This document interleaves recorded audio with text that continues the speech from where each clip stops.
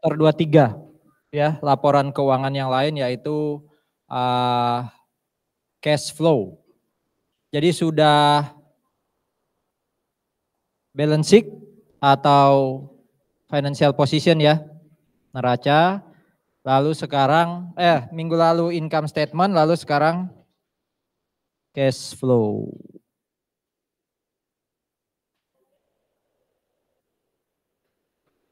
Bisa dimulai nggak ini?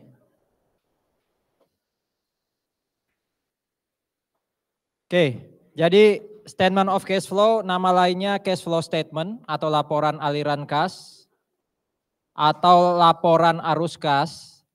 Jadi kalau dilihat di sini ya, statement of cash flow itu melaporkan satu. Kalau dilihat yang paling atas, penerimaan kas. Nggak kelihatan ini ya. Penerimaan kas. Kedua, pembayaran atau pengeluaran kas. Ketiga, selisih antara cash receipt and cash payment atau sering disebut sebagai net change in cash. Itu ya. Nah, selain itu, cash receipt, cash payment, and net change tadi itu kemudian dibagi jadi 3. Jadi per merah ini, per komponen ini itu dibagi jadi 3 aktivitas. Ada aktivitas operasi, investasi, dan financing. Jadi bisa dibilang ada sekitar berapa ya? 9 ya. Ada sekitar 9 baris. Receipt, payment, net change. Receiptnya itu dari operating, investing, financing. Paymentnya dari investing, financing, dan operating. Net change-nya juga 3. Jadi ada sekitar 9 baris. Selama satu periode. Jadi ini sama atau mirip dengan laporan keuangan yang mana yang sudah kita pelajari? Kita kan sudah belajar balance sheet atau financial position. Kita sudah belajar income statement. Kalau lihat kata-kata during a period, itu close to income laporan keuangan yang mana? Income statement atau statement of financial position?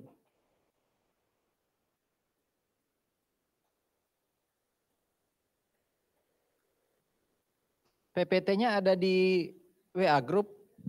Coba cek. Belum saya share. Udah kayaknya.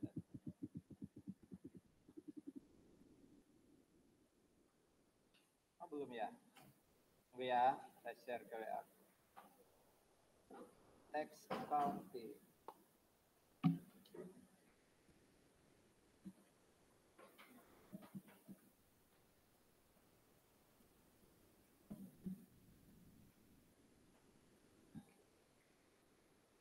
Sorry.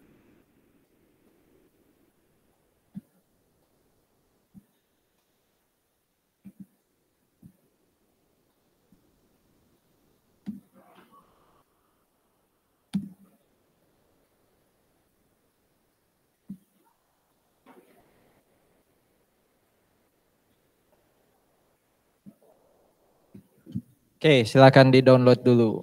Tadi saya buka layarnya doang tapi belum upload.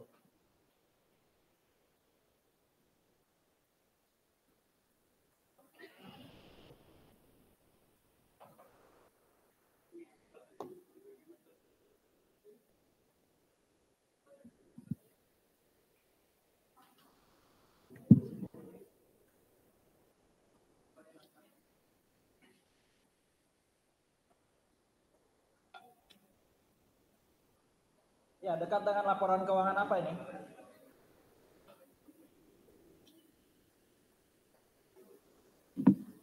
Laporan keuangan apa yang serupa dengan statement of cash flow? Kalau ada kata-kata during a period.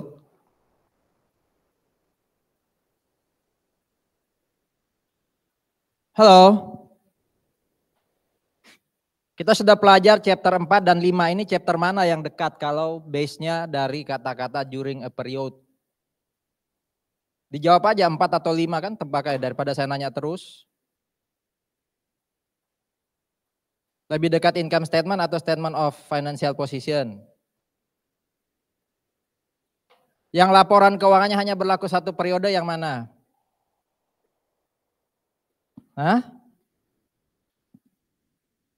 Saya berbusa-busa menerangkan. Nanti dibaca ya. Laporan keuangan apa ya yang periode pelaporannya itu hanya 1 periode. Bukan per tanggal tertentu ya. Nah intinya kalau statement of cash flow itu sifatnya hanya 1 periode. Jadi nanti sekali lagi ada cash receipt, payment, net change. Di cash receipt ini dibagi 3 ya. Financing, operating, dan investing. Payment juga gitu.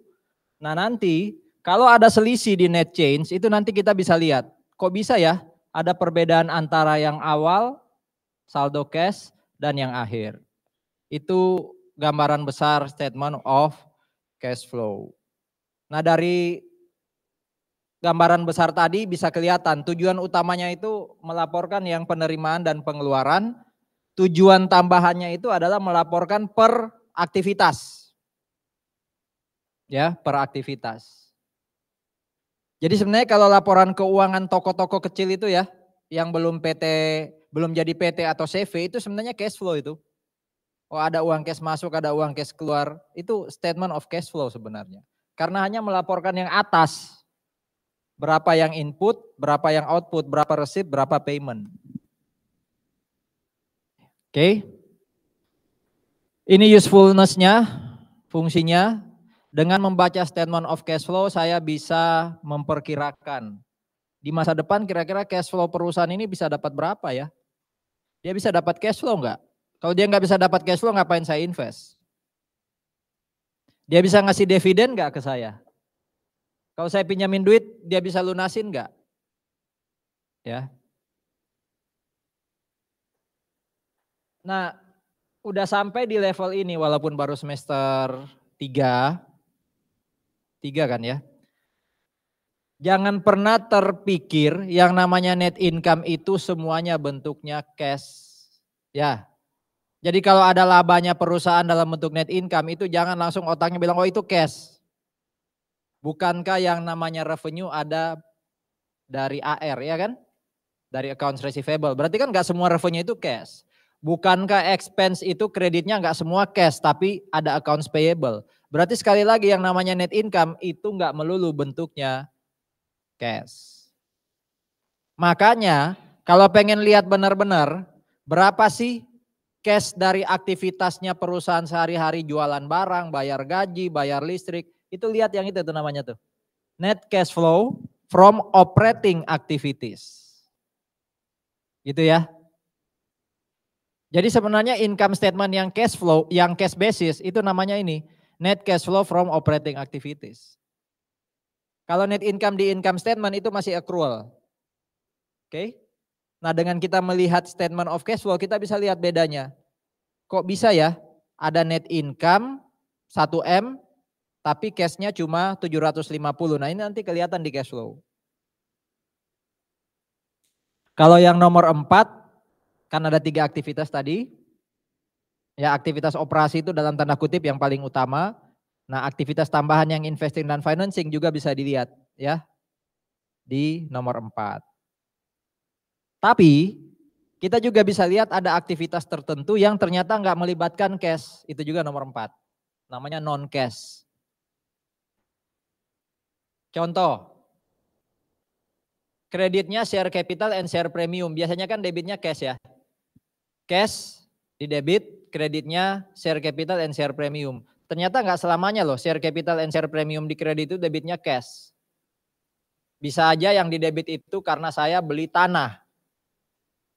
Tapi pakai saham. Ya kan? Atau ada investor beli saham bukan ngasih cash tapi ngasih tanah. Nah, jumlahnya kan berarti land di debit. Nah, itu yang disebut ini enggak enak pointernya. Yang disebut non cash ya. Itu yang disebut sebagai non cash. Ya, itu yang disebut sebagai non cash. Oke. Istilah cash di sini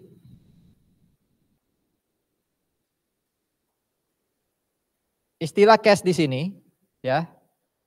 Itu mengarah ke dua istilah yang bawah. Jadi cash yang ada di atas itu sebenarnya istilahnya adalah satu, cash itu sendiri dan cash equivalent. Jadi statement of cash flow itu sebenarnya cashnya bukan melulu uang tunai, bukan melulu cash keras.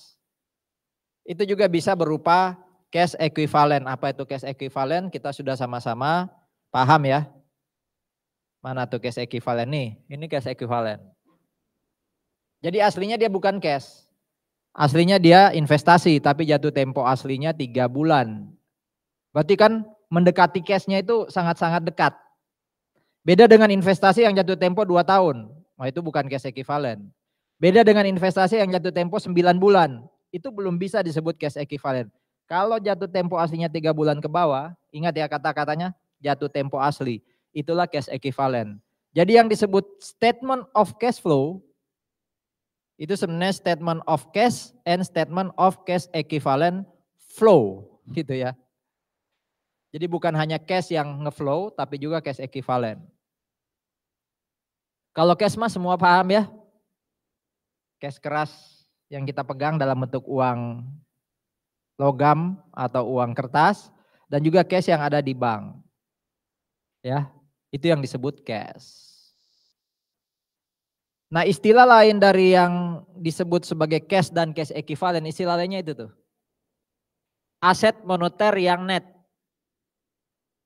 Waktu belajar selisih kurs kita sudah belajar ada yang namanya aset moneter. Aset moneter itu kan aset yang jatuh pada saat 31 Desember nilainya nggak berubah. Antara transaksi dengan 31 Desember nggak perlu jurnal penyesuaian dia. Itu aset moneter. Contoh, AR itu aset moneter. Prepaid itu aset moneter. Ya kan? Tapi yang paling net dari aset moneter itu ya cash dan cash equivalent. Jadi nama lain cash dan cash equivalent itu namanya net monetary asset.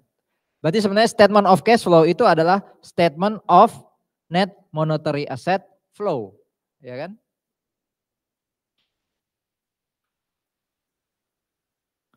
Oke, selesai kita bahas apa itu cash, kita masuk ke masing-masing aktivitas.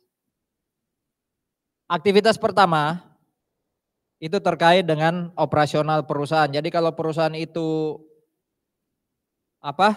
jual beli elektronik, jual beli tekstil, ya berarti aktivitas operatingnya itu adalah aktivitas terkait jual beli elektronik. Jadi yang pertama itu aktivitas operating, bisa dihapus ya. Oke. Nah aktivitas operating ini sumbernya dari satu, income statement. Jadi angka-angka di income statement itu nanti jadi salah satu sumber untuk masuk di cash flow bagian operating.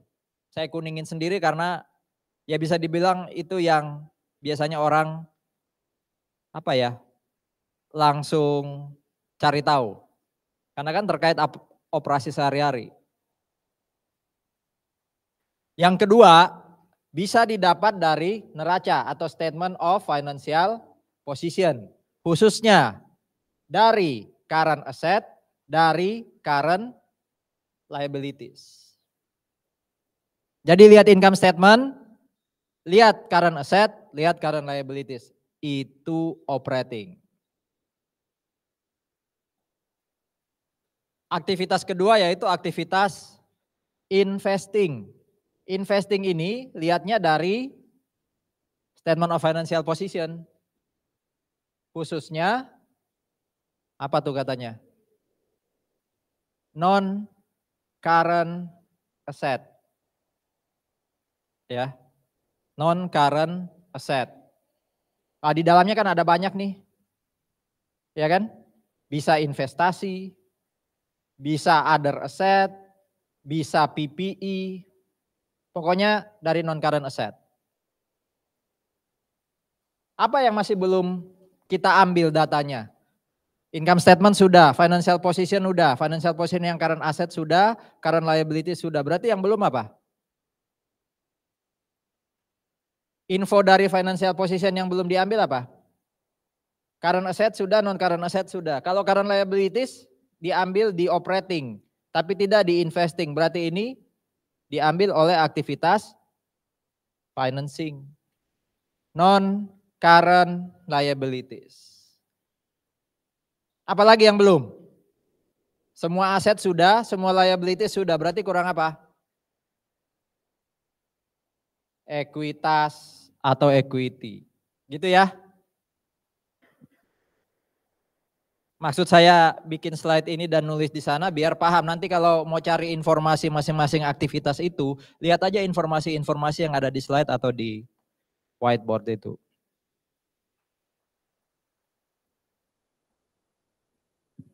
Ingat tadi, ya, inflow dari 3 aktivitas, outflow dari 3 aktivitas. Nah, sekarang kita lihat. Aktivitas operating yang inflow itu dari mana sih? Lihat aja di sini. Operating itu income statement. Berarti kalau yang masuk itu biasanya terkait dengan apa? Penjualan pasti. Ya kan? Sementara outflow-nya ya pasti yang terkait dengan beli barang, bayar gaji, bayar listrik, bayar pajak, bayar bunga dan semacamnya. Wis gampangnya pokoknya semua yang ada di income statement itu adalah operating. Berarti kalau revenue itu bisa dibilang inflow-nya, ya kan? Kalau expense itu bisa dibilang outflow-nya.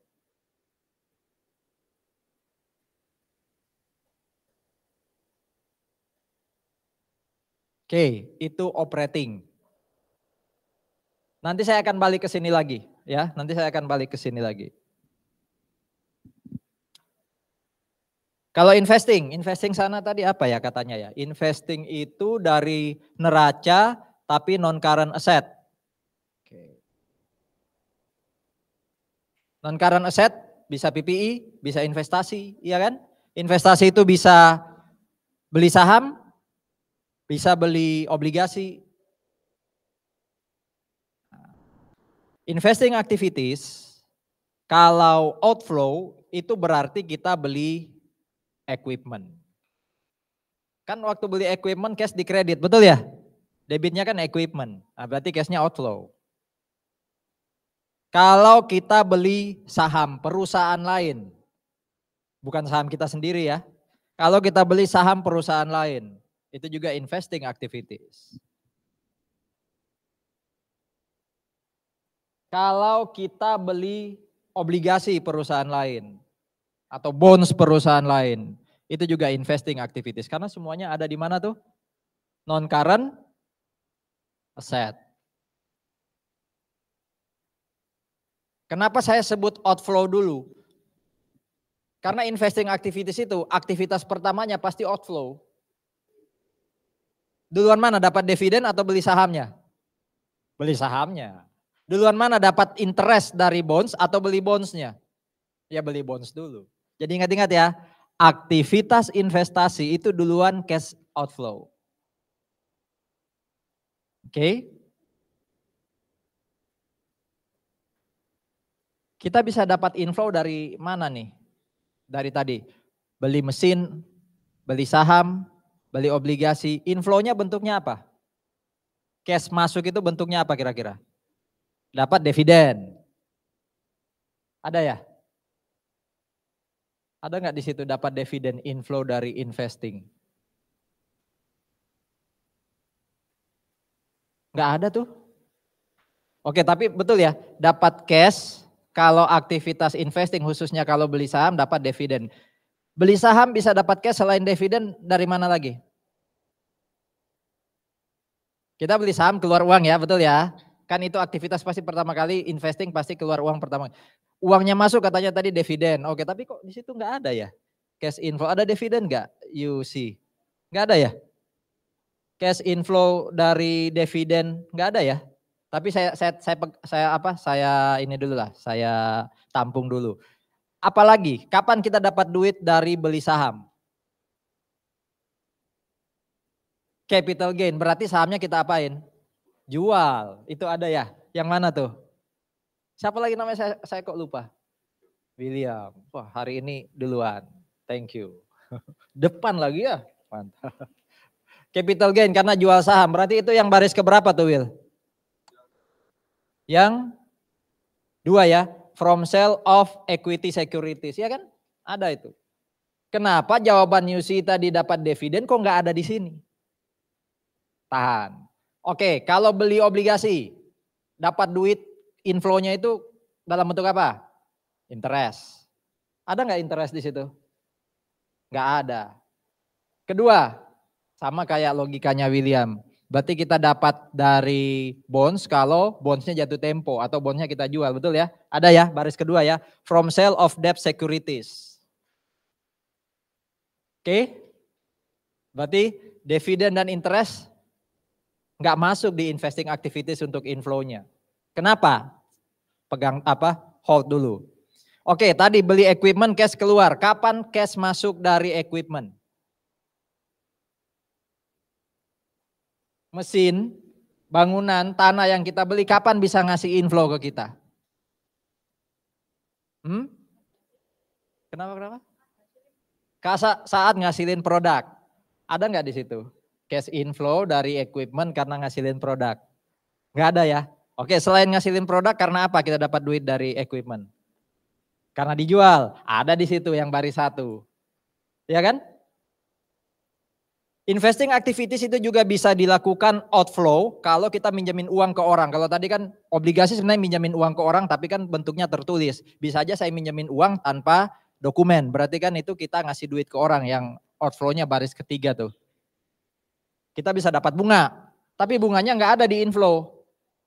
Kita bisa dapat duit waktu pinjamannya dilunasi. Itu baris ketiga dari inflow ya kan. Collection of principal, betul?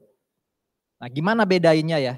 Kapan aktivitas investasi inflow-nya itu bisa diakui sebagai inflow from investing. Karena sebenarnya inflow from investing yang real, ya kayak dividen, bunga, ya itu nggak masuk di investasi, masuknya di sini tuh. Masuknya di apa tuh? Operating. Betul ya? Coba baca.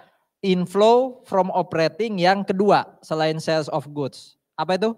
Return dalam bentuk interest dan dividend. Gimana bedainnya? Karena ada dua revenue tadi ya, ada dua cash flow yang masuk ya. Saat contoh saham, saat dapat dividen ternyata masuk operating. Saat dijual lagi dapat capital gain ternyata masuk investing. Nah, cara bedainnya yang satu, pertama ya. Ini cara saya supaya Anda paham. Lihat aja mana yang berbentuk revenue. Kalau dapat dividen kan jurnalnya apa? Cash to apa kreditnya? Kalau dapat dividen berarti cash di debit, inflow. Kreditnya apa? Dividen revenue. Revenue itu bukannya masuk apa? Bukannya income statement itu apa? Operating, makanya dia masuk di situ. Interest kalau kita dapat cash to interest revenue. Interest revenue kan income statement, berarti dia operating. Itu cara membedakannya. Sementara kalau jual saham, kita dapat cash di debit, ya investasinya di kredit. Tapi investasi yang kita kredit kan tidak masuk di income statement. Justru investasinya habis di aset. Itu cara pertama memahami. Kapan cash inflow dari investasi masuk operating, kapan masuk investing. Jadi ada yang masuk operating, ada yang masuk investing. Cara pertama tadi apa? Mana yang diakui jadi revenue itu masuk operating. Kalau tidak diakui jadi revenue masuk investing. Cara kedua melogikanya adalah kapan sih kita dapat cash? Apakah selama aset tadi atau investasi tadi kita pegang atau waktu investasi kita lepas? Kalau kita dapat cash selama investasinya masih kita pegang, contoh punya mesin, katanya tadi dari mesin itu bisa dapat bisa dapat uang dari produk. Itu kan berarti mesinnya masih kita pegang terus kan? Nah, itu masukkan operating. Kapan kita dapat duit lagi dari mesin selain dari produk? Waktu mesin kita lepas. Ah, itu berarti masukkan ke investing. Kapan saya dapat uang dari dividen? Berarti selama sahamnya kita pegang, ya kan? Masukkan operating tuh. Kapan saya dapat uang dari capital gain? Waktu saham kita lepas, masukkan investing. Kapan saya dapat uang dari interest? Waktu bondsnya masih ada di saya, betul? Masuk operating. Kapan saya dapat uang dari jualan bonds? Ya waktu bondsnya saya lepas, masuk investing. Bisa ya? Bisa dari sisi revenue dan tidak, bisa dari sisi waktu kita dapat cash itu apakah selama kita pegang atau sudah kita lepas. Oke? Cara ketiga yang paling praktis, hafalin. Pokoknya kalau yang namanya interest dan dividend kita dapat itu inflow from operating, bukan from investing. Udah gitu aja. Oke? Makanya tadi saya tahan, saya nggak jelasin tuh from return on loans, itu nggak saya jelasin.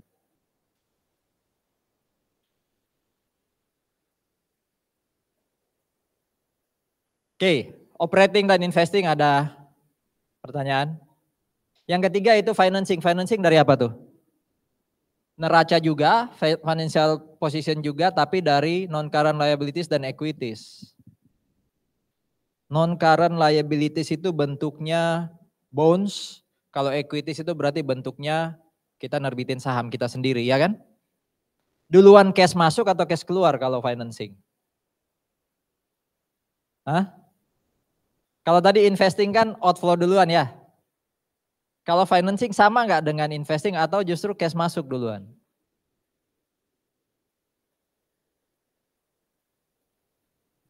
Logikanya adalah financing ini cash masuk duluan. Jadi kita butuh duit. Dari mana kita bisa dapat duit? Dari pemilik dan dari kreditur. Dari pemilik dengan bentuk ekuitas, dari debitur dengan bentuk liability, ya kan? Gimana caranya? Nerbitin saham. Makanya cash to share capital, share premium. Nerbitin obligasi, cash to bonds payable. Jadi financing ini cash masuk dulu, berarti inflow dulu yang atas.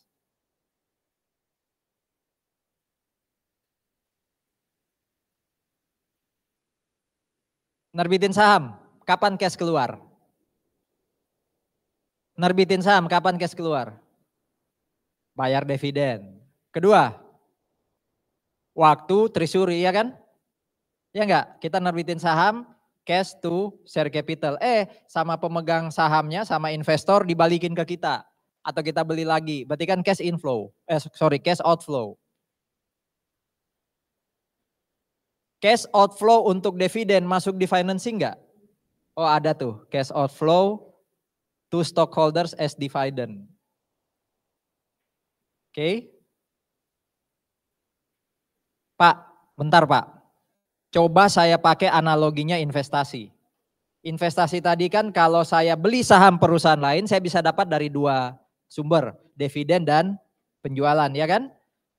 Waktu saya dapat dividen masuknya aktivitas apa itu? Waktu dapat dividen itu aktivitas apa? Cash inflow from operating. Karena tadi logika saya apa? Sahamnya masih saya pegang. Tapi kalau sahamnya saya lepas saya dapat cash, itu baru masuk investing. Oke, sekarang coba kalau financing Pak. Bukankah waktu saya bayar dividen ke orang, itu kan sahamnya masih dia pegang. Betul kan? Kenapa justru cash outflow untuk dividen masuk financing? Kenapa nggak masuk operating? Ayo, ada yang bisa jawab? Tadi kan ada 3 pendekatan saya pakai ya. Yang itu kan pendekatan kedua tadi ya.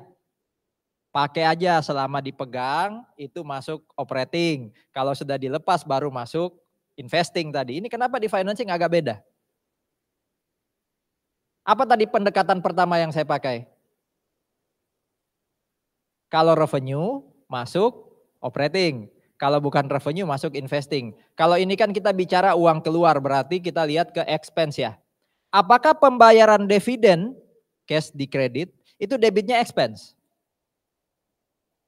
Enggak ada dividend expense kan? Apa yang di debit? Oke, dividend payable. Berarti bukan expense kan? Kadang ada juga RE ya, RE to cash kalau langsung dibayar. Berarti kan enggak ada apa? Enggak ada expense kan? Berarti layak enggak masuk operating? Enggak layak.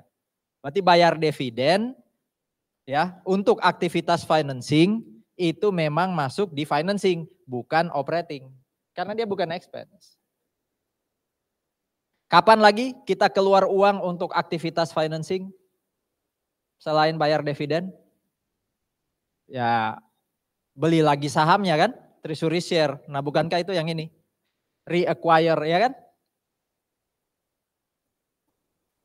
Kalau kita nerbitin bonds, yang atas ya, from issuance of debt, bonds and notes, itu inflow. Kita keluarin duit untuk apa? Kalau inflow kan karena kita nerbitin bonds. Kita keluarin duit untuk bonds itu untuk apa aja? Satu, bayar bunga. Dua, kalau bondsnya sudah jatuh tempo atau kita beli lagi. Oke, yang ada di sini cuma apa? Waktu kita beli lagi ya. Waktu kita redeem ya. Bayar bunganya kok nggak ada di sini? Karena waktu bayar bunga itu interest expense. Makanya dia masuk di sini nih. Nih. Jadi dividen aja yang beda. Kalau bayar dividen nggak masuk operating karena dia bukan expense. Dia tetap masuk di financing. Oke. Ini basicnya. Kalau ini nggak bisa lewat, agak sulit nanti bikin statement of cash flow. Jadi silakan diabsorb, disimak, diserap dulu. Kalau ada pertanyaan silakan.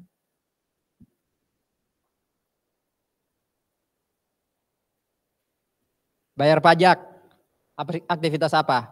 Outflow atau inflow kalau bayar pajak? Outflow pasti. Aktivitas apa? Operating pasti, wong income tax expense kan? COGS. COGS itu aktivitas apa? Dia masuk inflow atau outflow? Outflow harusnya. Ya, dia kan part of expense. Berarti kalau part of expense itu income statement, berarti dia operating. Bayar gaji. Wah, udah operating itu, Pak. Ya. Interest. Nah, interest apa dulu? Ya. Tapi dua-duanya masuk operating ya, baik interest revenue maupun interest expense. Tapi kalau dividen, nah itu baru tanya lagi tuh. Itu dividen yang kita dapat atau dividen yang kita bayar? Kalau dividen yang kita dapat, operating. Kalau dividen yang kita bayar, financing. Oke? Mungkin nanti sambil latihan bisa mempertajam ingatan ini. Tapi silakan loh. Sekali lagi ini basicnya loh. Ini kayak password login. Kalau password loginnya nggak pas, melulu minta lupa password gitu kan. Lanjut ya.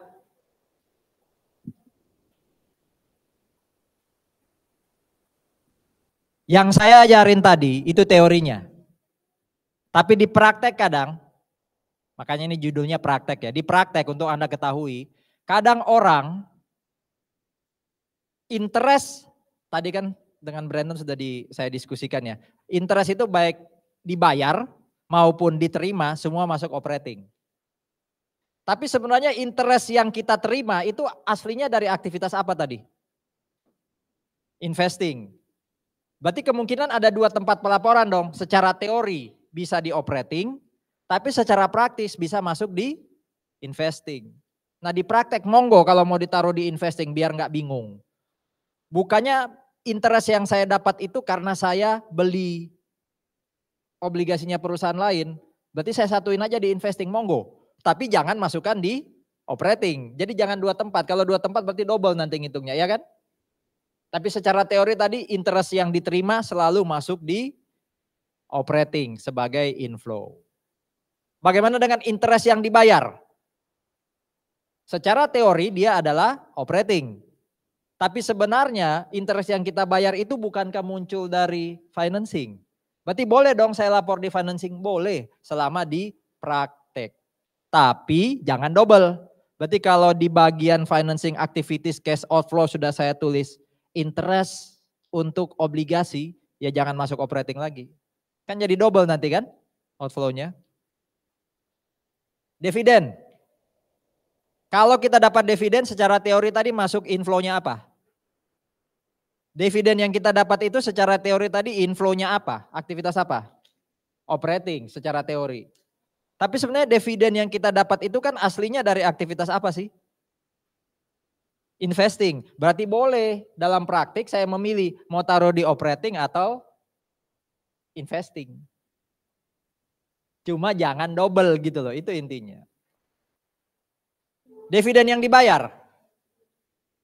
Kalau dividen yang dibayar tadi secara teori masuk mana? Financing.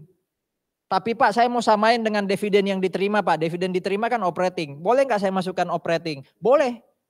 Tapi financingmu nggak boleh ada itu. Di praktek. Kalau di soal, karena itu masih teori, jawablah sesuai dengan yang ada di kotak-kotak ini ya. Oke, ada pertanyaan?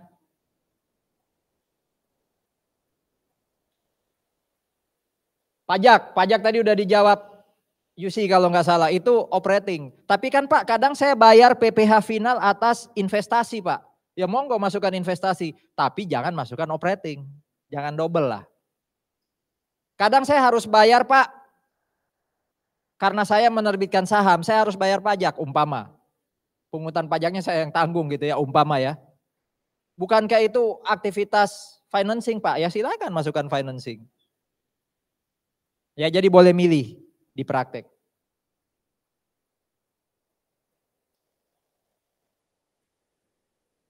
Ada yang bisa simpulkan nggak dari 3 aktivitas ini ketika perusahaan berdiri pertama kali, mana yang paling duluan dilakukan?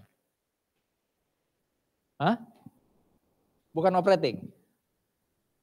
Apa tadi jawaban pertama? Financing. Kok bisa? Oke, logikanya Brandon itu katanya didanai dulu baru bisa operasi. Yang lain? Benar nggak bahwa yang pertama kali ketika perusahaan berdiri itu pasti financing? Benar nggak? Berarti kalau financing uang masuk dulu ya. Tadi kan financing cash inflow dulu. Benar nggak? Iya dong. Gimana caranya kita jualan? Gimana caranya investasi kalau belum ada dana? Belum ada aset. Asetnya itu kan didapat dari equity dan juga liability. Jadi aktivitas pertama kali itu pasti financing.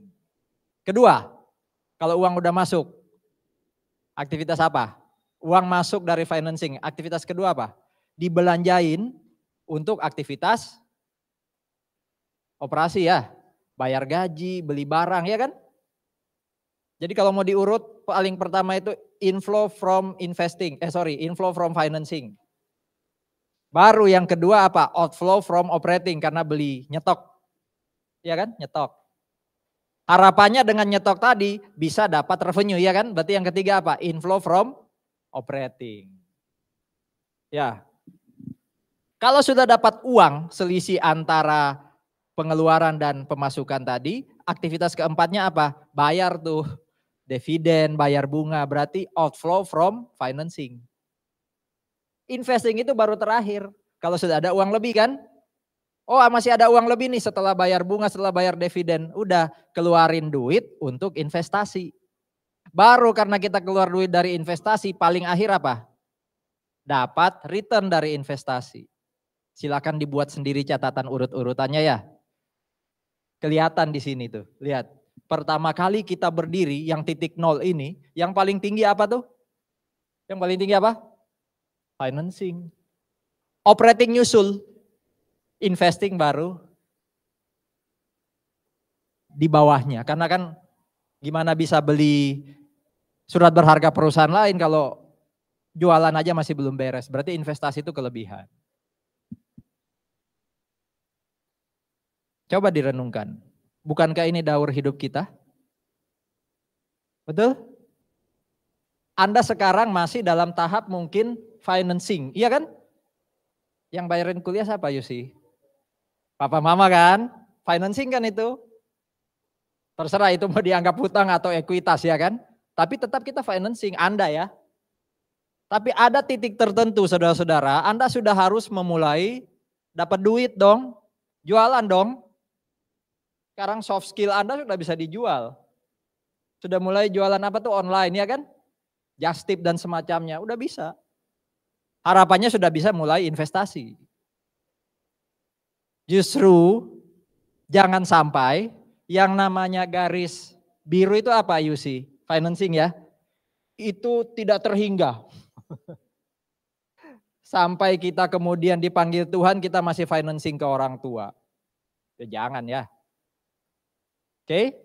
Jadi ini daur hidup kita sebenarnya. Harapannya nanti kalau udah mulai lulus ya, financingnya udah mulai turun. Operating mulai naik gitu ya, investing juga mulai naik. Oke. Ayo mulai bikin cash flow. Tolong diingat-ingat, kalau Anda dengar istilah direct and indirect, ada nggak di pengantar akuntansi ini? Ada ya, walaupun disinggung dikit ya. Jadi kalau Anda dengar istilah cash flow direct and indirect, itu sebenarnya bukan cash flow-nya, tapi operating activities-nya tok. Jadi direct itu, indirect itu metode untuk membuat operating activities dalam cash flow, bukan cash flow-nya. Karena financing dan investing nggak ada direct indirect. Clear ya? Nah itu yang mau kita lihat. Gimana cara bikin operating activities pakai direct, gimana kalau pakai indirect. Dulu waktu belajar di PA, kata Brandon sudah ada di PA, lebih sulit yang mana Brandon? Atau lupa ya? Lebih sulit direct atau indirect? Direct ya? Padahal namanya direct loh. Kok sulit ya? Yuk kita lihat yuk. Yang Anda lagi lihat sekarang, skema statement of cash flow yang lagi Anda lihat sekarang, itu adalah metode indirect. Ya, indirect. Ingat loh, direct indirect itu hanya khusus untuk apa? Operating. Kenapa kira-kira ya? Sebelum saya jelaskan. Kenapa kira-kira ini bisa dibilang indirect? Dari mana kita bisa buktikan atau simpulkan ini indirect bukan direct? Pertama kali tadi belajar cash flow, saya jelaskan di awal. Intinya cash flow itu kan cash receipt dan cash payment. Di bagian operating itu ada nggak langsung cash receipt dan payment? Nggak ada ya. Berarti kan kalau di situ pun ada tulisan net cash ya from atau by operating activities. Ini nih. Kalau Williams mungkin sampai tangannya. Nah ini nih. Net cash provided by operating activities. Atasnya itu kan bukan receipt dan payment ya. Beda dengan contohnya investing. Investing ini kan cash flow from investing ya, dan financing ini kan dari receipt dan payment. Sementara yang atas nggak ada receipt payment. Disimpan dulu penasarannya. Intinya ini adalah bentuk cash flow yang umum pakai indirect. Karena direct itu betul lebih sulit. Ini langkah-langkahnya. Yang pertama, kita anggap aja tugas kita menghasilkan cash flow 2024. Maka yang pertama yang kita butuhkan adalah informasi 2 periode.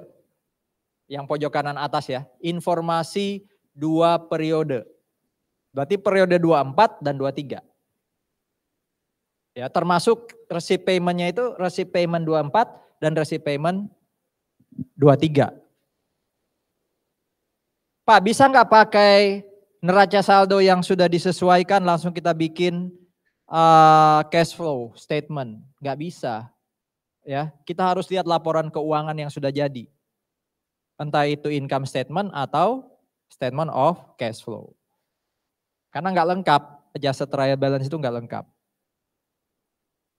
Nah khusus untuk neraca, mau bikin cash flow tahun berapa tadi? 24 ya. Kita butuh neraca 24 dan neraca 23. Khusus untuk income statement, kita hanya butuh income statement 24. Current income statement.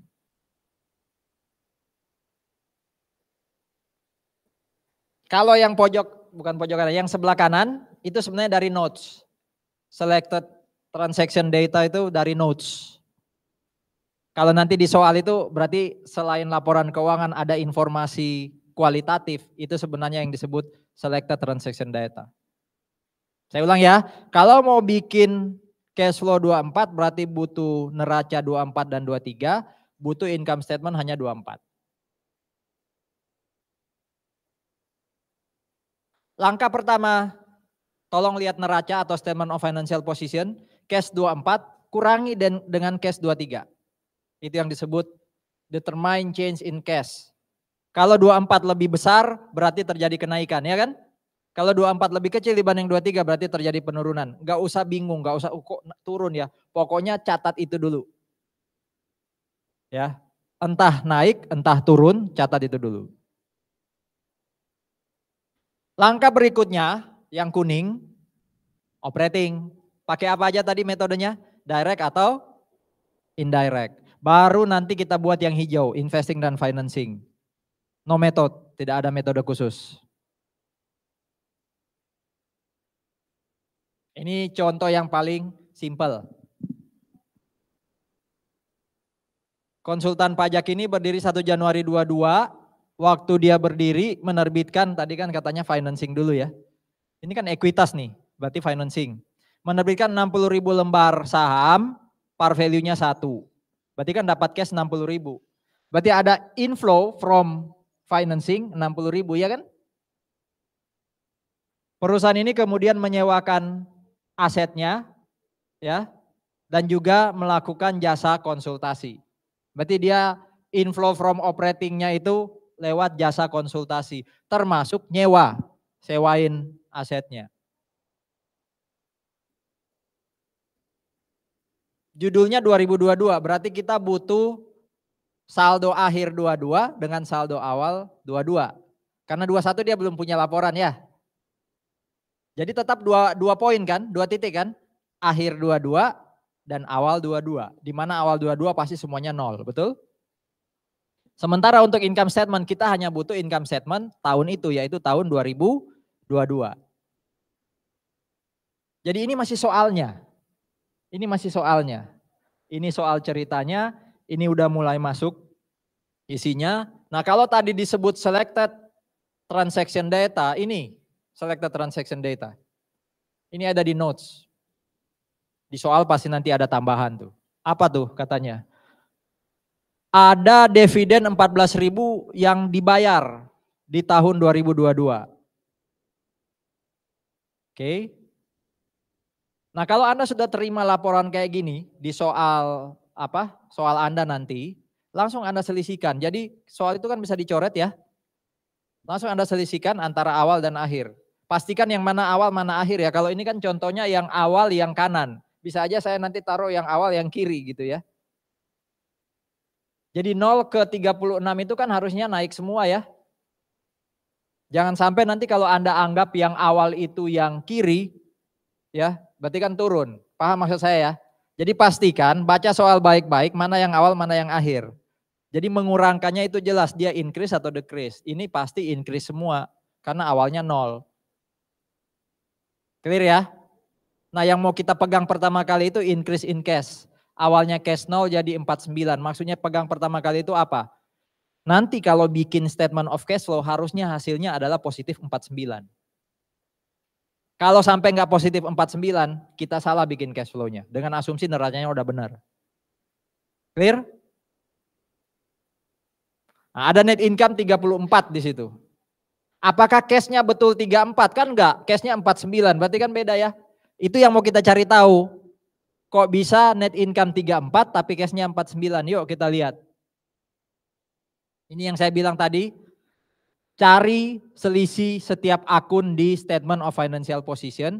Khususnya cash Anda highlight. Anda lingkari kalau di coretan Anda di soal nanti. Carilah operating activities dulu. Jadi revenue dan expense yang tadi masuk di net income kita berapa net income-nya? 34. Itu masih berupa accrual. Angka ini masih accrual nih. Nah, pisahin yang revenue masih dalam bentuk AR, yang expense yang masih dalam bentuk accounts payable supaya ketemu net cash from operating activities. Jadi benar-benar cash. Itu berapa? Ya di soal ini nggak kelihatan. Sampai di titik ini soal ini belum menjelaskan ya kan? Nah, biasanya ada soal tambahan nanti yang nanti akan menjelaskan, oh jualan barang ya yang benar-benar dapat cash di sini contohnya 89. Bayar expense yang benar-benar keluar cash 80. Lalu bayar pajak 6.000, ya kan? Berarti 89 kurang 80 kurang 6, ketemu 3.000. Jadi angka 89, 80 dan 6 itu ada di soal juga. Nah, kita masih mengaplikasikan direct method. Dan soal ini jangan khawatir, harusnya ada di keterangan awal. Enggak tiba-tiba dari mana dapat 89 di sini enggak ketok, Pak. Memang enggak ada, harusnya ini info di soal juga. Oke? Jadi 3.000 itulah yang disebut net cash provided by operating activities. Ya. Atau ini nama lainnya nih. Ini sebenarnya net income tapi pakai cash basis. Kalau net income accrual basis berapa tadi? Coba lihat lagi soalnya. Berapa net income accrual basis? 34 kalau nggak salah. Betul? Coba lihat nih. Anda sangat kagum dengan perusahaan karena sampai dapat 34. Ternyata yang dalam bentuk cash hanya berapa tuh? 3.000, kan jauh banget. Makanya sebenarnya kalau mau invest, jangan hanya sekadar lihat net income. Lihat cash flow-nya.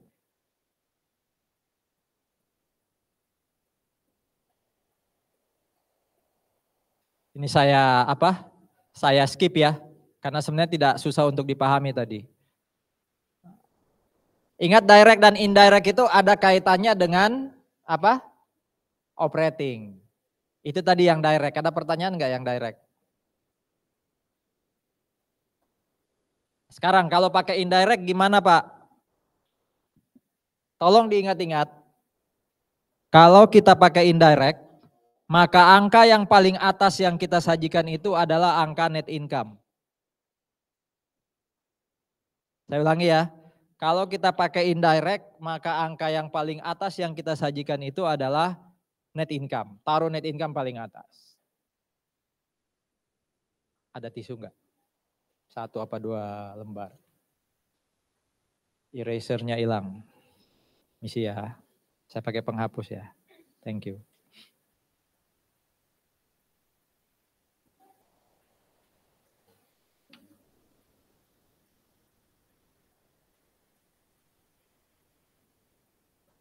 Ini masih ingat ya? Operating itu selain lihat income statement, lihat financial position yang current asset dan current liabilities ya. Tadi kan sudah dicatat, sudah ada juga di slide.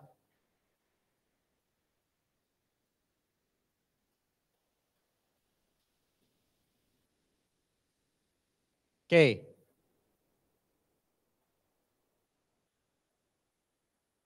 Sekarang kita belajar yang indirect.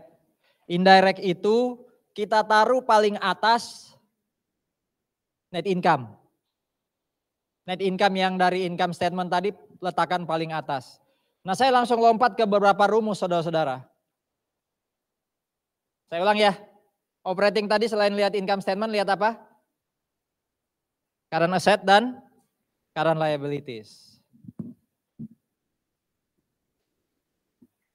Ada kemungkinan current asset kita, kalau kita selisihkan awal dan akhir, current asset kita naik. Bisa jadi kan? Tergantung yang kanan, yang akhir itu lebih besar dibanding yang kiri atau enggak. Bisa juga current asset kita turun, betul? Ada juga kemungkinan current liabilities kita naik, ada kemungkinan current liabilities kita turun. Di contoh kita tadi pasti increase ya? Betul kan? Pasti increase. Wong awalnya 0 kok. Nah tolong diingat-ingat rumus ini. Ada di slide sih. Nanti saya liatin slide ya. Tolong diingat-ingat rumus ini.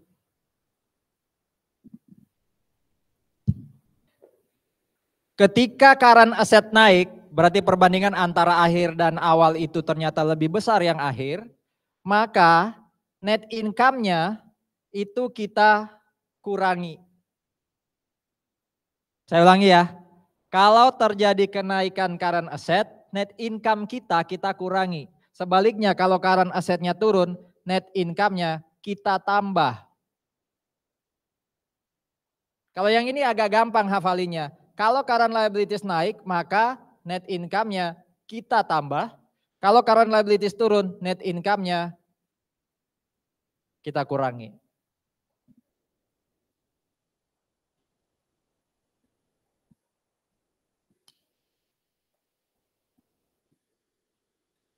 Revenue kita berapa tadi di soal? Revenue kita di soal 125.000. Dalam otak kita, pertama kali kita berharap 125.000 itu semuanya cash. Ternyata kan enggak, betul? Karena ada AR. AR-nya awalnya 0, sekarang jadi 36. Berarti kalau mau cari revenue yang benar-benar dalam bentuk cash, kita apakan tuh? Angka 125 dengan 36. Logika aja, saya ulang ya. Revenue itu kan dalam otak kita atau kita berharap semuanya cash ya. Ternyata ada informasi, piutangnya awalnya 0, sekarang jadi 36. Berarti kan ada revenue yang masih dalam bentuk AR. Masih dalam bentuk non cash. Padahal kita mau bikin statement of cash flow. Berarti angka 125-nya itu kita apakan dengan 36? Kurangi dong. Betul nggak rumusnya? Kalau current asset naik, berarti net income diapain? Kurangi. Tuh. Saya mau, ini dihafalin aja. Tapi saya kasih logika kenapa rumus ini muncul. Gimana kalau current liabilities? Saya kasih contoh lagi. Expense kita berapa? Selain total expense kita 85 sama 6 ya. Betul ya? 85 yang operating, income tax yang 6 berarti 91, betul? Oke. Kita selalu berpikir kalau expense di debit pasti kreditnya apa? Cash. Iya kan? Kita selalu berpikir gitu kan? Padahal kan bisa aja expense di debit, kreditnya AP. Buktinya ini, ada AP. AP berapa kita total? 5.000. Berarti net income kita yang 34 harusnya nggak berkurang sebanyak itu dong, nggak berkurang 91 dong, iya kan? Karena masih ada expense yang tidak dalam bentuk cash, yaitu berapa tadi? 5.000. Berarti 34 kita apain dengan angka 5.000? Tambah dong. Betul nggak logikanya tuh? Kalau current liabilities naik, net income juga naik, betul ya? Terus kalau belum bisa nangkap, belum bisa langsung nyerap, hafalin aja dulu itu. Oke? Nah, sekarang coba lihat. Apa yang terjadi dengan current asset kita selain cash? Ada AR di situ. AR naik 36, berarti kita apakan net income yang 34? Kurangi 36. Ada AP di situ naik 5.000. Kalau naik kan berarti net income juga ikut naik 5.000. Makanya di sini waktu bikin indirect method, net income yang 34 kurangi 36 tapi tambah 5.000, ya kan? Dari sana logikanya. Karena pengurangnya dalam kurung lebih banyak, berarti 34 berkurang 31, dapatnya 3.000. Sama kan dengan direct ya? Jadi mau pakai direct indirect, hasil net cash from operatingnya sama, tinggal bagaimana penyajiannya. Ada pertanyaan? So far?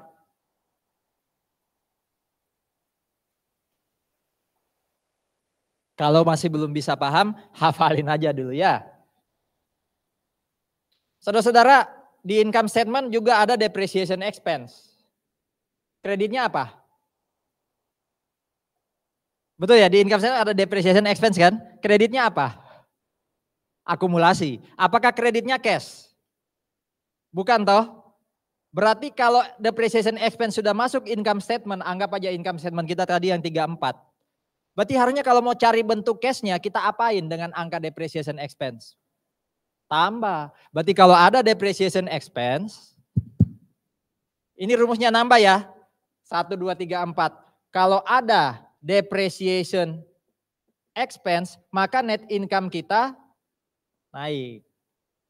Karena depreciation expense tidak berbentuk cash.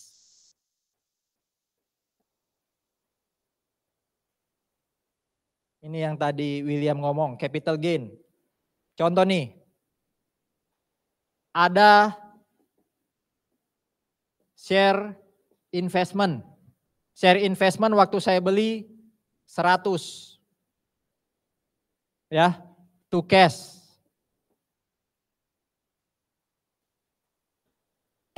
Share investmentnya saya jual. Ini kalau ini berarti dilaporkan sebagai cash outflow from investing, betul ya? Terus saya lepas. Waktu saya lepas, saya dapat cash 105. Share investmentnya saya kredit berapa? 100. 5-nya ini apa? Ini capital gain kan? Ini masuk mana? Income statement. Berarti ada income statement yang nambah revenue 5. Udah dalam bentuk cash kan? Cashnya 105. Tapi coba di logika tadi. Cash 105 ini kan inflow. Harusnya inflow from apa? Aktivitas apa sih tadi ini? Investing. Berarti gain yang 5 itu nggak boleh lagi masuk di net income. Karena kalau masuk di net income jadi double ya. Di investing ada cash inflow 105. Di operating ada kenaikan cash seakan-akan 5. Berarti kan jadi 120. Padahal kenyataannya kita dapat berapa? 105. Makanya kalau ada gain apa katanya itu? Ini tambah lagi rumusnya. Kalau ada gain, net income-nya justru gain ini kan sudah masuk net income, nambah net income ya. Tapi kan bukan aktivitas operating. Berarti keluarin dari net income. Berarti net income-nya diapain? Ditambah atau dikurangi? Sebaliknya kalau ada loss ini mirip kayak depresiasi juga. Cuma dibalik dari gain, berarti net income-nya apa? Nah ini rumus yang tolong dicatat, di capture, tapi juga ada di PowerPoint. Nanti saya liatin PowerPoint-nya. Kayaknya habis ini deh. Soal 2022 ini belum ada depreciation, belum ada gain loss, nanti kita ketemu. Paham ya? Kenapa sih kalau ada gain or loss dari non-current asset yang disebut William capital gain atau capital loss, kenapa nggak masuk di operating? Karena kalau masuk di operating jadinya cash kita double. Ini sudah masuk di investing, masuk lagi di operating 5 itu kan double. Keluarin yang operating. Makanya net income-nya apa tuh? Berkurang. Sekali lagi mohon maaf. Kalau belum bisa nyimak, belum bisa nyerap, hafalin aja dulu ya.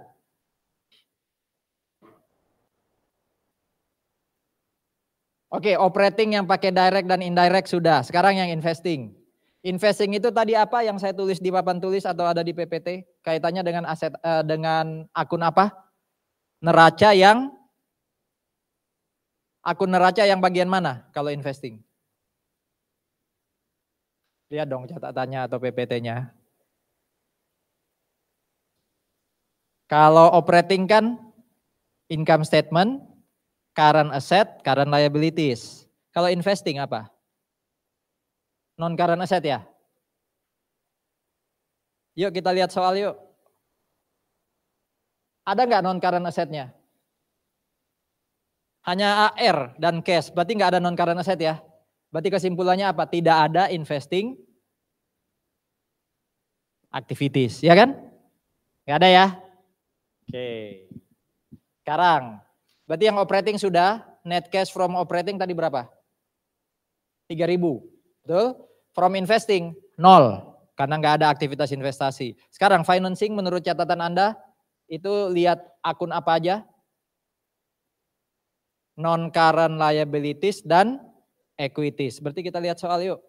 Non-current liabilities. Nggak ada ya non-current liabilities. Yang ada kan current cuma AP. Yang ada itu cuma yang equities. Equities awalnya 0 jadi 60. Awalnya nggak ada dana dari ekuitas, dari saham, sekarang ada 60. Berarti cash flow-nya inflow atau outflow? Inflow. Inflow berapa? 60. Betul? Ditambah catatan yang bawah tuh. Bayar dividen 14, berarti cash-nya keluar dong. Berarti 60 kurang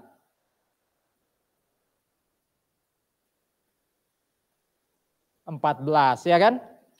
Berarti netnya adalah 46 dari financing. Nih, 60 karena awalnya 0, saham jadi 60. Berarti kan jurnalnya itu apa? Cash di debit, share capital di kredit 60. Betul? Berarti ada cash inflow. Terus tadi katanya bayar dividen 14, cash outflow. Berarti dari financing 46. Dari operating 3, investing tidak ada, financing 46, total 49. Betul? Total 49. Ya. Kalau cash awal 0, total akhir itu ada kenaikan 49, harusnya cash akhir 49. Sama enggak dengan soal kita? Sama ya? Berarti kita simpulkan cash flow 2022 tepat. Ada pertanyaan? Ya.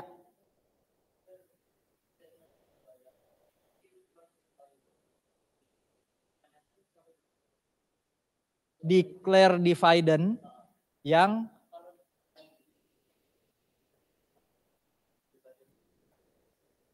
Oke, ini pertanyaan bagus. Pak, bagaimana kalau ada dividen yang belum dibayar? Kalau ini kan soalnya bilang apa?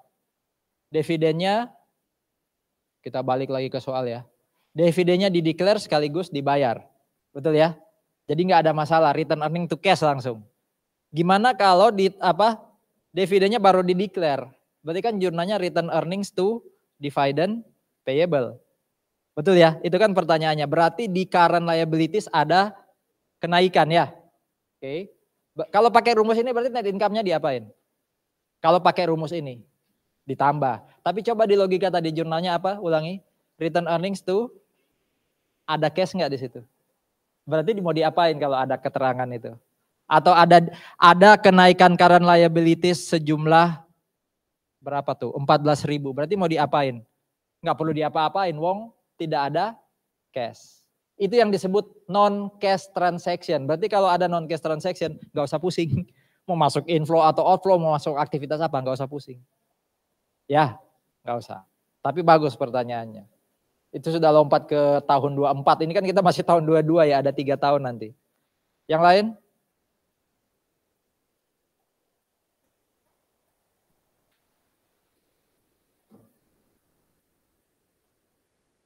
Ini diulangi lagi. Yang disiapin komparatif neraca. Yang disiapin itu adalah return earnings. Tapi income statement tahun ini tok. Ya. Kalau terjadi kasus-kasus yang kayak tadi ditanya yang non cash, ya harusnya no effect on cash. Ya ini cuma habis kita pusing ngitung gitu ya. Ini diturunin lagi dikit, ditegaskan lagi, ya. Nah, ini rumusnya loh. Jadi rumus ini jelek kan ya tulisannya ya. Nah, ini rumusnya dibuat cantik. Jadi ini cara menghafalinya kalau indirect ya. Net income tambahin dengan current asset kalau dia turun, tambahin dengan current liabilities kalau dia naik, tambahin kalau ada amortization atau depreciation expense, tambahin kalau ada loss. Kurangi kalau current assetnya naik, kurangi kalau current liabilitiesnya turun, kurangi kalau ada gain. Betul ya, kalau ada gain net income kurang. Semua sudah dibuat di sini. Oke? Kalau mau lebih lengkap ini nih. Ini kan masih rumus sederhana ya. Ini mirip kayak di PPT, sederhana tapinya ini yang lebih detail. Mau apapun itu ya, decrease in receivable, decrease in inventory, itu semua ada di sini. Jadi kalau mau dihafalin atau kalau nanti sepertinya kalau UAS sama ya, akan close book. Jadi memang dipahami lah. Pahami pakai rumus sederhana ini aja. Nggak usah sampai yang detail. Habis kapasitas otak kita ngafalin yang hijau ini. Indirect, direct yang tadi sudah. Masih ada pertanyaan? Nah ini yang Brandon bilang kenapa direct itu sulit. Tadi bukannya gampang Pak. Hanya tinggal pokoknya di soal ada informasinya, saya langsung buat aja ya. 89 cash yang dari revenue, 80 cash yang untuk expense, udah. Tidak sesimpel itu. Ya. Karena kalau kita ingin membuat statement of financial position untuk operatingnya pakai direct, Maka harus ada 5 penghitungan. 1, hitung, bukan 5, 7. 1, hitunglah revenue dari penjualan barang. Yang ini nih. Ya, yang ini. Yang atas. Ya. Kedua, hitunglah revenue dari interest dan dividend. Itu sudah 2. Ketiga, hitunglah cash payment atau expense untuk supplier. Hitunglah cash payment untuk employee. Hitunglah cash payment untuk operating expense. Hitunglah untuk interest dan tax. Jadi ada 7 hitungan yang harus kita buat. Masing-masing itu ada rumusnya. Yuk kita lihat rumusnya. Cash received from customer ini rumusnya. Sales revenue di income statement, taruh paling atas.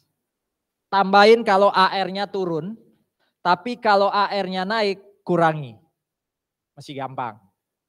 Tapi ingat ada berapa kotak yang harus kita hafal? 7. Ya.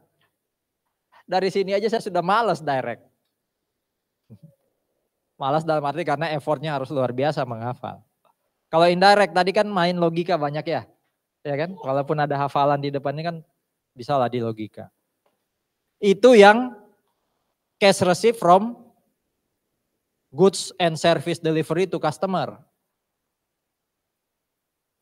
Saya nggak buatin jurnal ini, saya nggak buatin rumus ini. Tapi bisa nggak Anda buat sendiri pakai analogi yang sama dengan yang warna hijau ini? Gimana cara menghitung cash received from interest? Ayo, saya nggak buatin slide-nya tapi Anda harus nyatat kalau Anda pengen nyatat ya. Atau kalau Anda mau logika bisa. Ayo, gimana caranya? Ini kan rumus kedua katanya apa tuh? Hitunglah cash received from interest. Berarti revenue from sales kita ganti aja dengan revenue from interest. Dalam arti hal ini apa? Interest revenue. Terus add atau tambahin kalau terjadi penurunan pada akun apa? Apa? Interest receivable, bukan account receivable. Kalau account receivable itu berarti mau ngitung cash received from customer.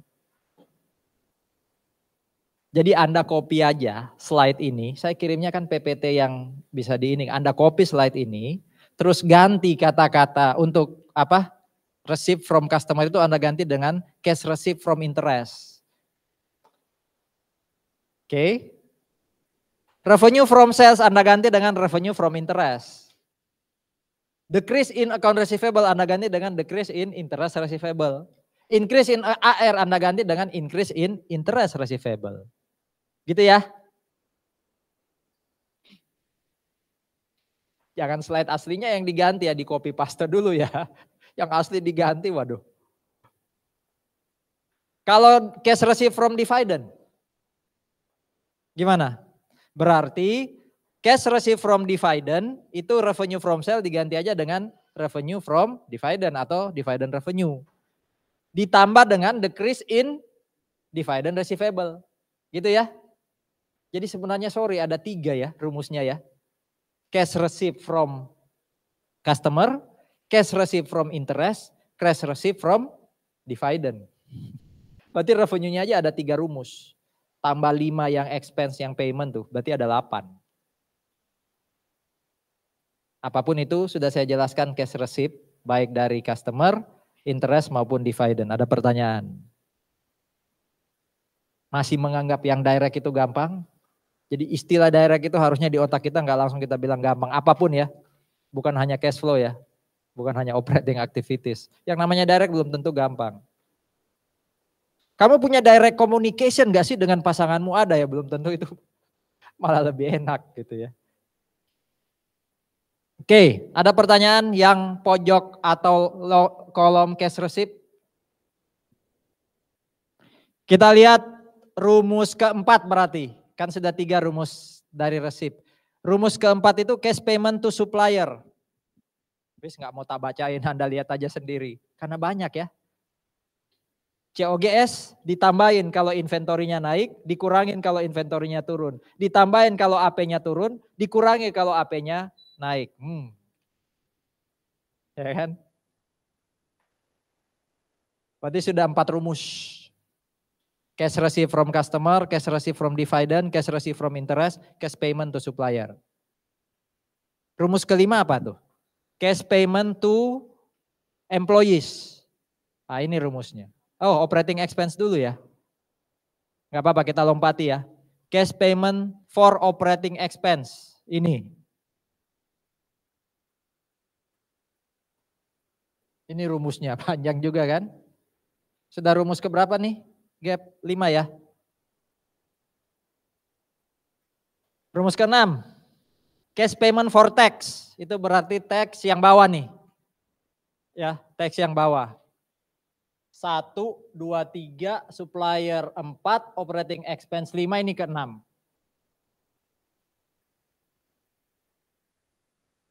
Harusnya ada berapa tadi Will? 8 ya? Ini baru ke-6.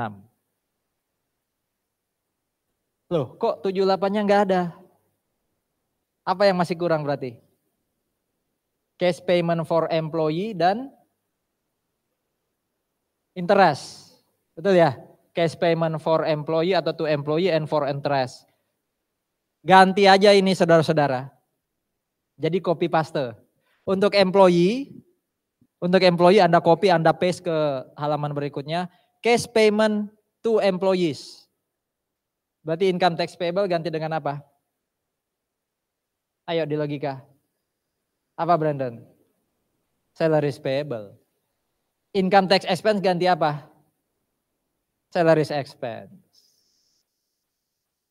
Itu untuk employee. Kalau untuk interest, ya ganti aja cash payment for interest. Income tax payable ganti dengan interest payable. Income tax expense ganti dengan interest expense. Jadi bukan saya malas bikinin slide. Kurang baik apa sih saya sama Anda ya? Itu supaya Anda berproses maksud saya. Ya. Lengkaplah 8 rumus kita untuk direct method operating activities. Ada pertanyaan?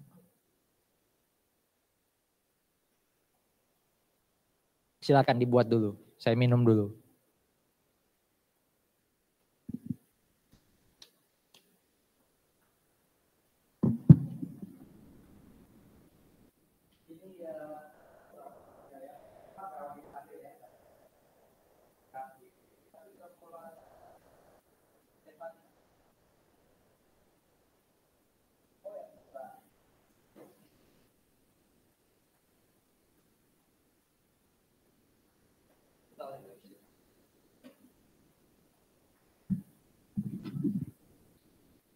Loh, Ken ini bukan digital leadership, Ken. Siapa? Ken, kamu nggak digital leadership? Oh, nggak ngambil. Oke. Tapi ada DMU katanya hari ini? Nggak ada ya? Kewarganegaraan. Pak siapa? Bolinda Bustan. Mungkin tahu saya masuk.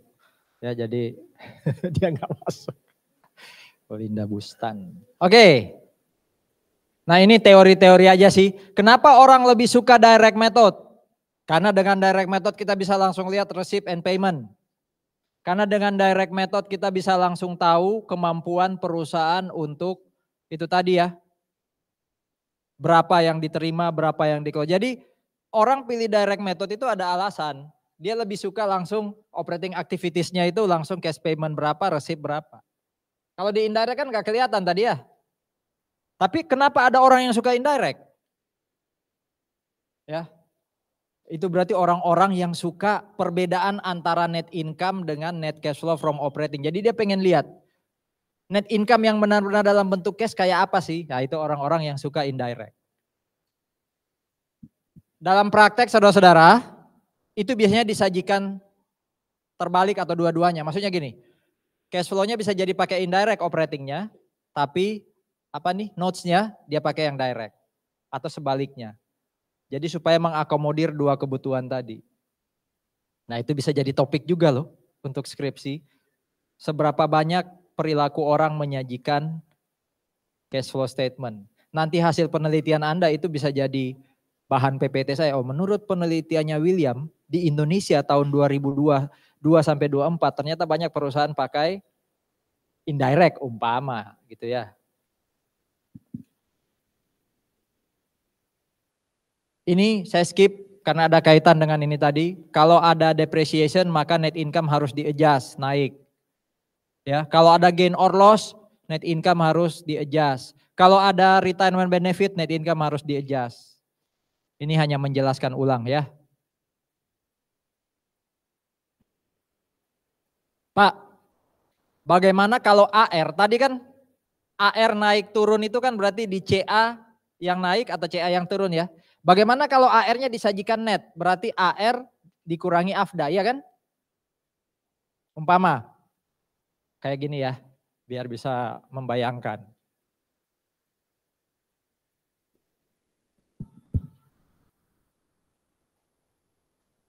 Kalau AR 23 itu anggap aja 100, AR 24 itu 120, ini kan berarti AR-nya apa? Naik 20, gampang tuh.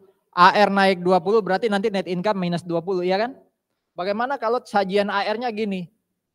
AR AFDA ini 110, ini 10. Ini di 2023. AR 150, AFDA-nya 30. Berarti di sini 120 nih, yang 2024. Saya selisihkan 120 kurang 100 atau gimana Pak? Karena AR-nya disajikan net nih. Kebetulan sama nilainya ya. Yang saya lihat itu perbandingan AR yang gross atau perbandingan AR yang net. Itu jawabannya. Kalau AR-nya net, lalu kita pakai indirect method. Ya. Apa kata-katanya? Pilih yang simpel aja. Nggak usah pusing. Bukankah selisih 120 yang pakai net dengan 100 yang pakai net, itu sama dengan selisih yang pakai yang kiri kan? Jadi jangan lihat grossnya, tapi langsung lihat netnya. Berarti kalau ada naik 20, itu sama berarti. Kenaikan 20 tadi mengurangi net income 20, itu yang indirect. Itu yang kiri itu loh, kotak kiri. Intinya gini, wis nggak usah pusing. Kalau disajikan net, terus kenaikannya 20 contoh ya, berarti net income kurang 20. Kalau kenaikannya 40, berarti net income berkurang 40. Walaupun disajikan net, berarti Anda nggak perlu lihat grossnya. Tapi kalau Anda pakai direct, apa katanya tuh? Kalau Anda pakai direct, berarti yang dibandingkan 150 dan 100. Sorry, 150 dan 110. Ya kan? Karena kata-katanya apa tuh? Kalau Anda pakai direct berarti tidak perlu atau jangan dinetkan. Tadi ada rumus AR naik atau turun di direct kan? Khususnya yang cash received from customer kan? Nah pakai yang 150 dan 110. Jangan pakai yang net. Clear ya? Itu maksudnya slide ini. Ya gampangannya AFDA itu diakui di indirect. Kalau di direct tidak diakui dalam tanda kutip ya.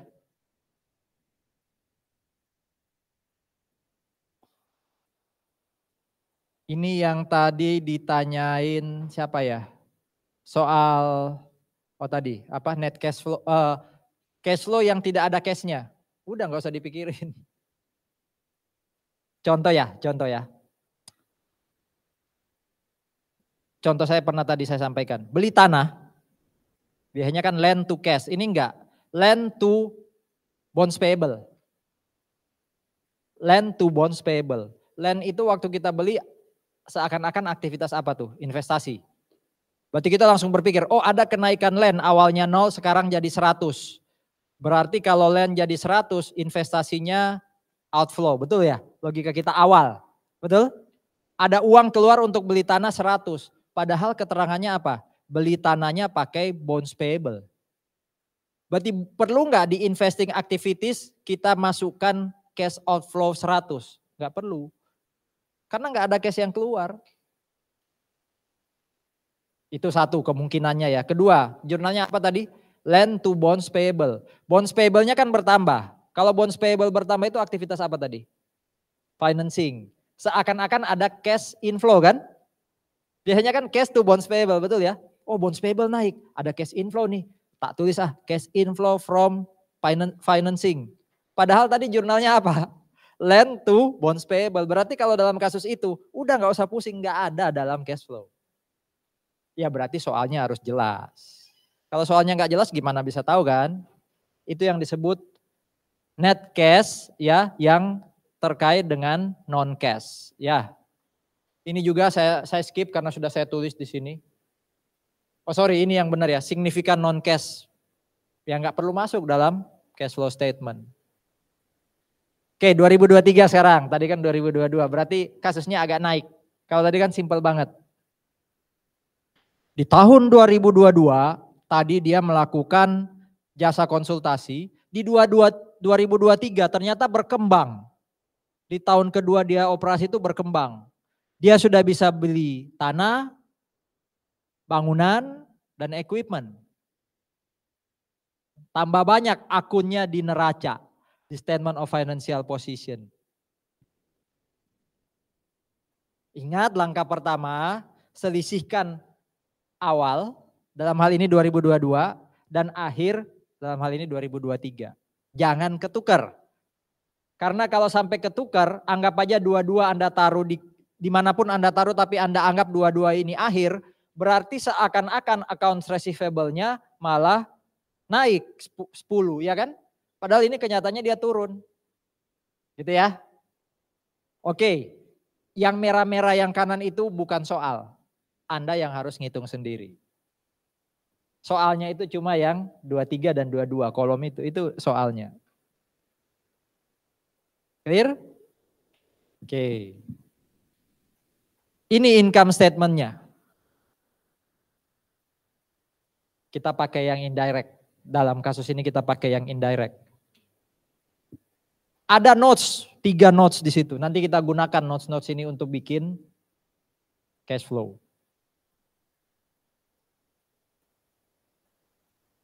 Kenapa dia highlight cash? Nanti pokoknya statement of cash flow kita harusnya cash flow-nya negatif 12. Kan turun 12. Nanti kita buktikan ya. Terus kita skip ya, ini kenaikan penurunan ini kita skip. Oke. Net income taruh paling atas 134. Paling atas. Berikutnya, lihat yang current asset. Current asset apa saja? Prepaid.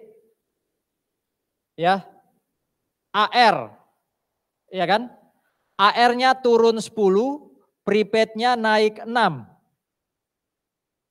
Kalau turun berarti net income naik 10. Ya. Ya kan? Kalau turun berarti net income naik 10. Kalau naik berarti net income turun 6.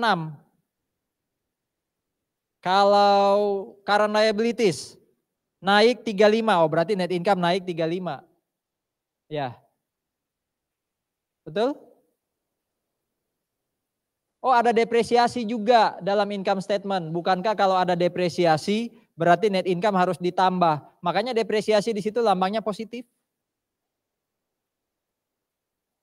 Bagian mana dari indirect method tahun 2023 ini yang masih dalam pertanyaan? Depreciation expense karena rumusnya ada depreciation expense net income plus. Makanya 21-nya plus. AR kenapa lambangnya plus? Karena di sini AR itu awalnya 36 jadi 26 berarti kan turun 10. Kalau turun net income naik. Makanya 10-nya positif. Prepaid-nya masih current asset ya. Awalnya 0 jadi 6, berarti kan naik. Kalau naik berarti net income-nya negatif, makanya 6-nya negatif. CL-nya cuma AP. AP awalnya 5 jadi 40, naik 35. CL naik, net income naik, berarti 35-nya plus. Ya kan? Berarti net cash from operating 194. Ada pertanyaan? Clear ya? Kita gabungin rumus-rumusnya. Sekarang, please jangan di next. Kita langsung jawab investing dan financing pakai data yang ada. Oke, financing dulu. Financing itu berarti land 0 jadi 70. Logika kita kalau land naik berarti land di debit, kreditnya cash. Berarti harusnya ada cash outflow from investing. Lihat keterangannya. Land, building, and equipment dibeli secara cash, berarti betul. Untuk investing ada negatif 70 karena pakai beli tanah kan. Untuk investing ada negatif 200 karena pakai untuk beli building. Untuk investing ada negatif 68 karena pakai untuk beli equipment. Oke. Ada lagi enggak keterangan A, B, dan C ini yang terkait dengan investing? Enggak ada ya?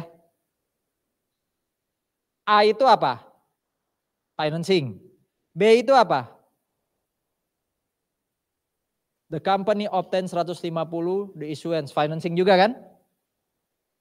Betul? C itu investing. Mempertegas bahwa sebenarnya investing itu negatif. Betul nggak investing negatif? Yuk kita lihat.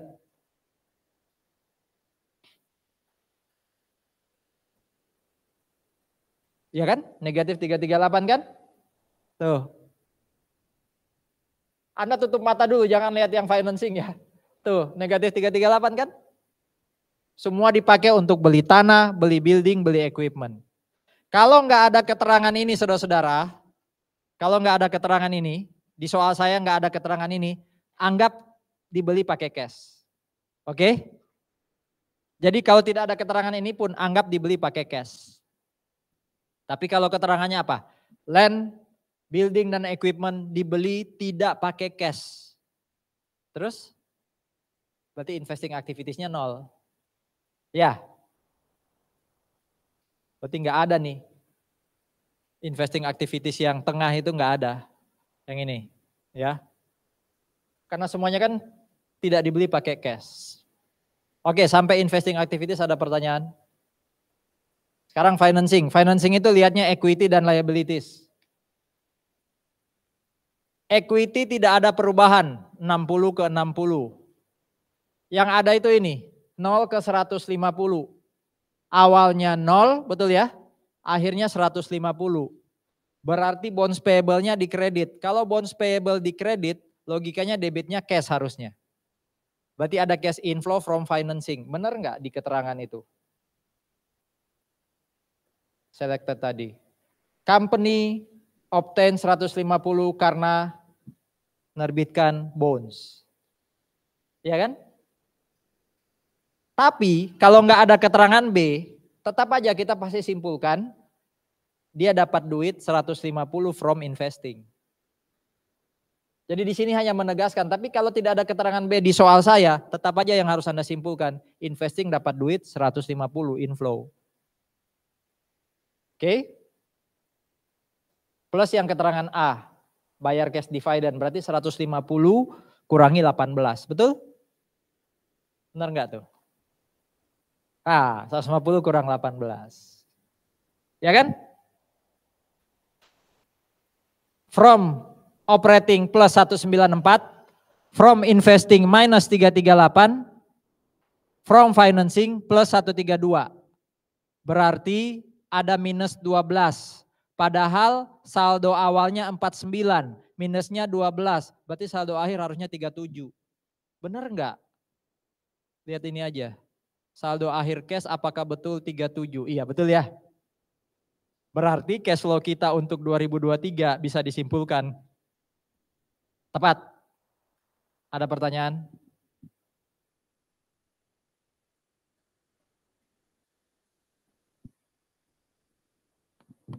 (2023) ada pertanyaan? Kayaknya ada satu kali lagi.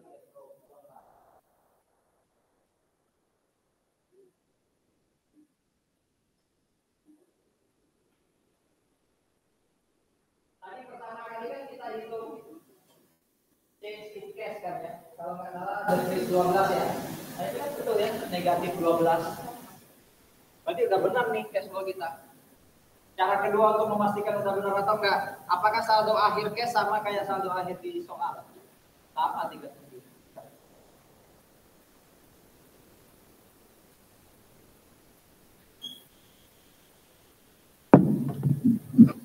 Oke.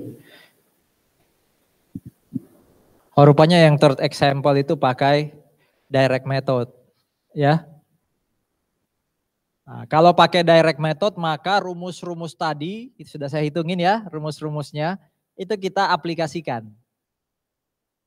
Kalau udah pakai rumus kan udah tinggal lihat aja tadi. Ya, cash receive from customer. Kalau nggak salah tadi hubungannya dengan sales revenue.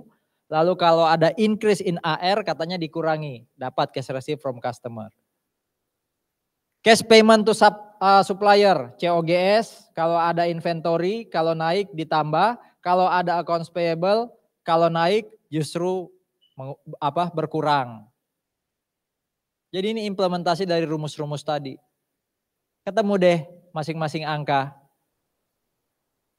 Ya, sehingga bisa dibuat cash flow statement untuk operating pakai direct, hasilnya seperti ini. Ini masih pakai tahun 2022 ya? Ya. Ini masih pakai tahun 2022. Rupanya contoh ketiganya pakai direct. Saya pikir pakai tahun 2024. Ini kalau pakai indirect, hasilnya selalu sama. Ini pakai direct 19, pakai indirect 19 juga. Oke?